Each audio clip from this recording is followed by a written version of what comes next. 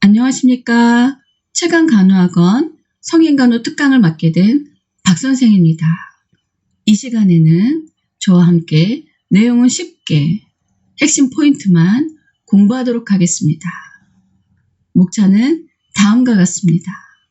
일반적인 간호, 통증 간호, 암 환자 간호, 쇼크 환자 간호, 경련 환자 간호, 근골격계 환자 간호, 재활 간호, 소화기계 환자 간호, 간 담관 환자 간호, 췌장 환자 간호입니다. 일반적인 간호입니다. 절대 안정, 즉 ABR 환자의 간호는 침대에서 안정하고 있는 환자의 모든 일을 의료요원이 해준다입니다.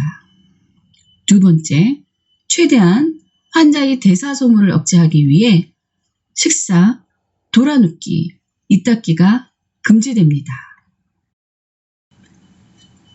두 번째, 통증 간호입니다. 급성 통증 시의 증상은 호흡수 증가, 피부 창백, 맥박 상승, 발한, 마지막으로 동공 확대가 있습니다. 통증의 종류는 추간판 탈출로 하부 요통을 가진 환자가 대퇴부 아래까지 통증을 호소할 때의 종류는 바로 방사선 통증입니다.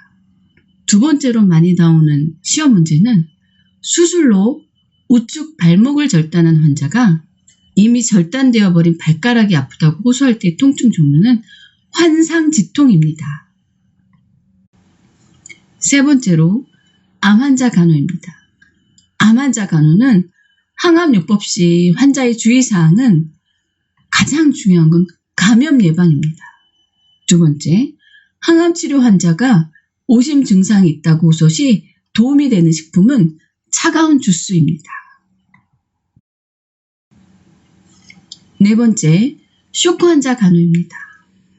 쇼크 초래 상황은 구토, 설사 등의 탈수 현상이나 25% 이상의 혈액 손실, 전신마취로 인한 혈관 이완, 벌에 쓰이는 등의 쇼크 초래 상황이 발생하고 있습니다.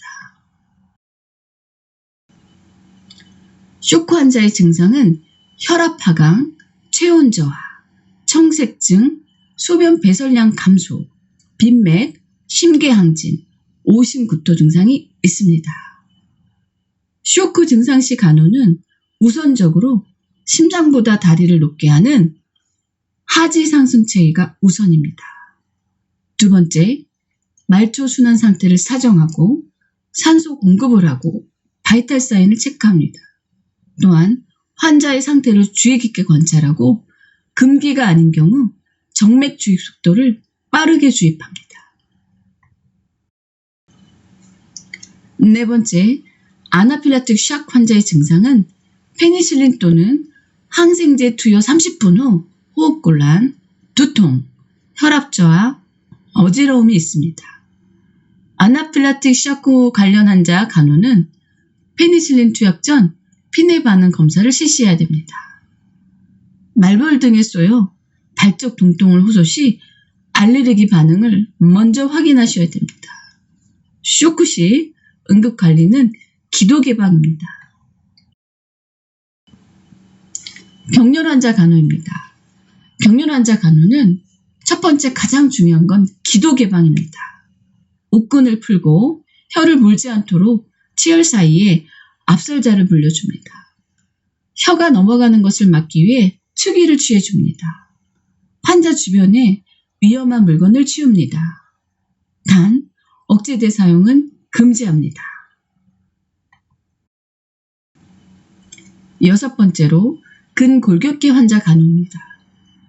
골관절염, 즉 퇴행성 관절염 환자의 간호는 노인의 무릎 보호를 위해 쭈그려 앉거나 무릎을 꿇지 않도록 합니다. 규칙적인 스트레칭 운동, 체조, 수영, 수중 운동, 걷기 등을 교육합니다.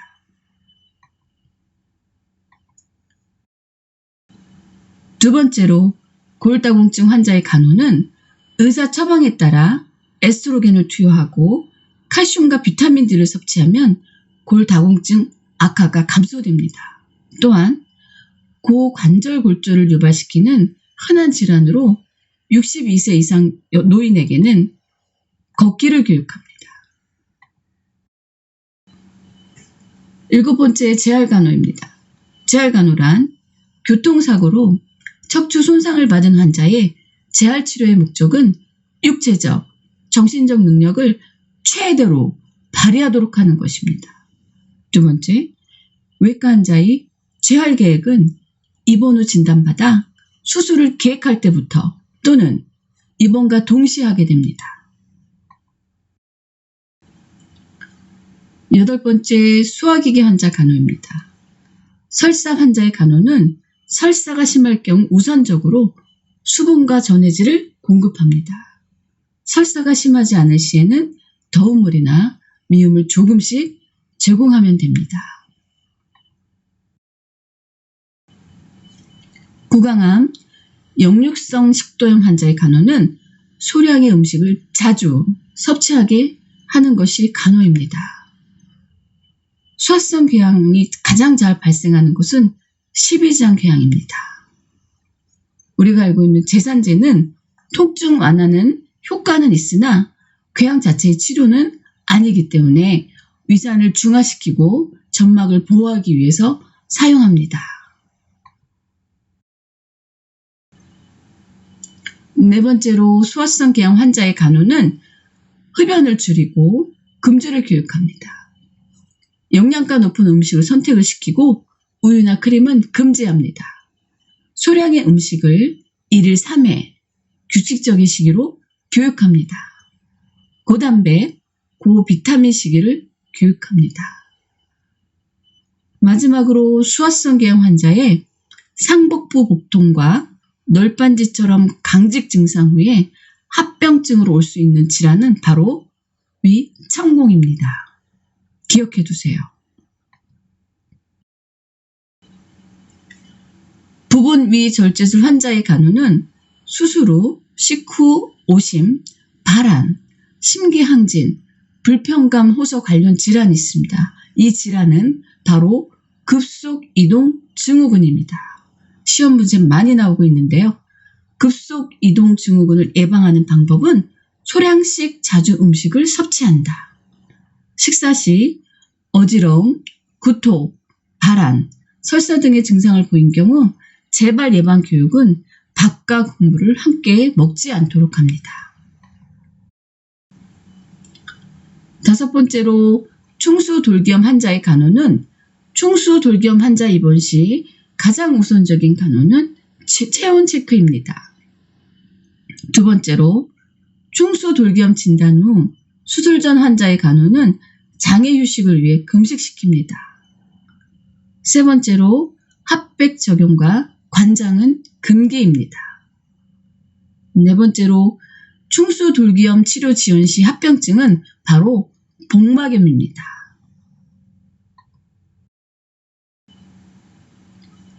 충수돌기염 환자의 수술 후 간호는 수술 후 심호흡, 기침을 교육하는 이유가 있는데요. 이 이유는 가스 교환으로 폐악장을 도와 호흡기, 합병증을 예방하기 위함입니다. 수술 후 병실로 돌아온 환자가 심한 복통을 호소할 때는 개방성 질문을 하게 되는데요. 어느 정도 아프세요? 라고 질문하시게 됩니다. 수술 후 합병증 없이 회복하는 환자의 위관 튜브를 제거하는 시기는 장 운동이 회복되었을 때입니다. 9번째, 간단관 환자 간호입니다. B형 간염 예방 방법은 첫 번째로 환자와 접촉하기 전후 손 씻기를 자주 합니다. 2번째로 병원 직원은 주사기 바늘에 찔리지 않도록 주의합니다. 3번째로 정액이나 질 분비물에 노출되지 않도록 조심합니다. 2번째로 B형 간염의 전파 위험이 높은 상황은 감염된 혈액 노출, 감염된 주사기 노출, 감염된 정액이나 질 분비물 노출, 또 마지막으로 가장 중요하게 생각하는데요. 감염된 산모에게서 출산된 신생아입니다.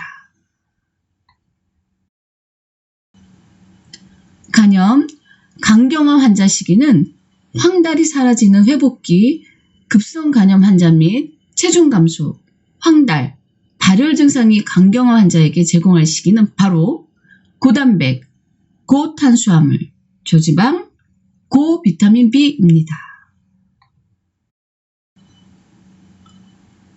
A형 간염 환자의 간호는 식기를 개별적으로 사용하고 사용 후 식기소독을 합니다.